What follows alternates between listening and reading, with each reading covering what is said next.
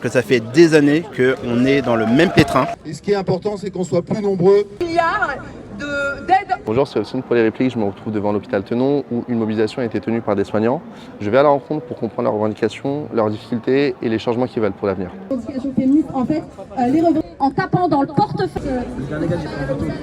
Durant la mobilisation, j'ai pu faire la rencontre de Nicolas qui est technicien en laboratoire, qui a accepté de répondre à nos questions. Nous, ce que l'on demande, c'est quelque chose que l'on demande depuis des années, parce que ça fait des années qu'on est dans le même pétrin. On demande plus de moyens, des moyens humains, des moyens financiers, plus de matériel, parce qu'aujourd'hui, on soigne quand même des patients avec rien. Pas plus tard qu'il y a quelques temps, je suis dans un service médecine interne, gériatrie, où les aides-soignantes m'ont dit qu'elles lavaient quand même les patients avec des éponges qu'on prend pour laver le sol, parce que faute de gants.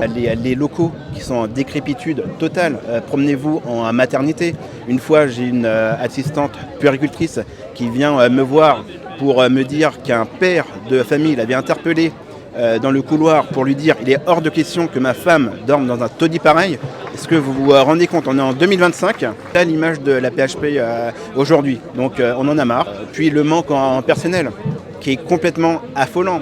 Aujourd'hui, une aide-soignante, une infirmière fait le boulot de 2 à 3 personnes en même temps. C'est inhumain. Du coup, j'ai pu lui poser une dernière petite question sur le fait que nous, en tant que citoyens, comment nous pouvons soutenir la lutte soignante. Rejoignez-nous, soyez présents dans la rue.